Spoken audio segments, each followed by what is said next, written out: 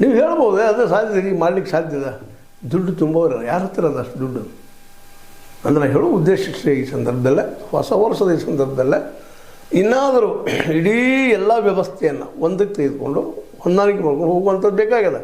ಏನು ಕಾರ್ಪೊರೇಟ್ಗಳು ಅಥವಾ ವ್ಯಾಪಾರಿಗಳು ಅಧಿಕಾರಶಾಹಿ ಜನ ಎಲ್ಲ ಕುಡಿದು 10 ಆಗೋದಿಲ್ಲ. ಇವರು 10ರೊಳಗಿದ್ದಂಥ ಜನ ಇವರು ಇಲ್ಲಿ ನೆಮ್ಮದಿಯಿಂದ ಸಾಕಷ್ಟು ಫಲವತ್ತಾಗಿದ್ದಾರೆ. ಅದರ ಉಳಿದವ್ರ ಪರಿಸ್ಥಿತಿ ನೋಡೋ ಹಾಗಿಲ್ಲ. ಎಲ್ಲರಿಗೂ ಇನ್ನೂ ಸೂರು ಸಿಕ್ಕಿಲ್ಲ. ಬಂದ 2 ವರ್ಷದಲ್ಲಿ ಅಥವಾ 1 ವರ್ಷದಲ್ಲಿ ಇಡೀ ಎಲ್ಲರಿಗೂ ಸೂರು ಕೊಡ್ತಂತ ಇದ್ದರು. 2022ರವರೆಗೆ ಎಲ್ಲರೂ ಮನೆಗಳು ಮತ್ತು ರೈತನ ಆದಾಯ ಡಬಲ್ ಆಗ್ತದಂತ ಇದ್ದರು. ಇವತ್ತೊಬ್ಬ ರೈತ ದಿನಕ್ಕೆ 27 ರೂಪಾಯಿ ಗಳಿಸ್ತಾ ಇದ್ದಾರೆ. ಸಾಮಾನ್ಯವಾಗಿ ಹೇಳ್ತಾ ಇದ್ದೀನಿ. ಯಾಕೆಂದರೆ ನೀರಾವರಿ ರೈತನ ಪರಿಸ್ಥಿತಿ ಅಷ್ಟೇ ಅದ. ಕಬ್ಬು ಹಾಕೋದು ಬೆಳೆದು 4,000-4,500 ಅಥವಾ 5,000 ಅಲ್ರಿ, ಅದು 5,000 ಖರ್ಚು ಮಾಡೋದು, 3,000 ರೂಪಾಯಿ ತೊಗೊಳ್ಳೋದು. ಈಗ ಮಾಡಿ 3,300 ಮಾಡಿದ್ದಾರೆ.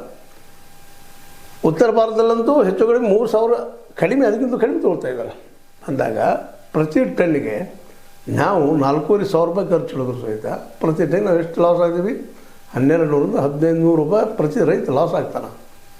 ಇಂಥ ಪ್ರಸಂಗ ದೇಶದಲ್ಲಿದ್ದಾಗ ಕ್ರಾಸ್ ಪ್ರಾಡಕ್ಟ್ ತೋರಿಸಿ ನಾವು 4 ನಂಬರ್ ಆಗಿದ್ದೀವಿ, 3 ನಂಬರ್ ಆಗಿದ್ದೀವಿ. ಆಗಿದ್ರಿಲ್ಲ ಕೆಲವೇ ಜನ, ಇಡೀ ದೇಶ ಅಲ್ಲ. ನಮ್ಮಲ್ಲಿ 140, 45 ಅದು ಇಲ್ಲ ನಮ್ಮಲ್ಲಿ ಲೆಕ್ಕ. ಜನಸಂಖ್ಯೆ ಇಲ್ಲಿವರೆಗೆ ಅದರದ್ದು ಸರ್ವೆ ಆಗಿಲ್ಲ. ಅದೇ ಕಾಲಕ್ಕೆ ಈಗ ಇನ್ನೂ ಮಾಡ್ತಾರೆ ಅಂತ ಹೇಳ್ತಾ ಇದ್ದಾರೆ. 2011 ಜನಸಂಖ್ಯೆ ಅದರ ಮೇಲೆ ನಾವು ಮಾತಾಡ್ತಾ ಇದ್ದೀವಿ.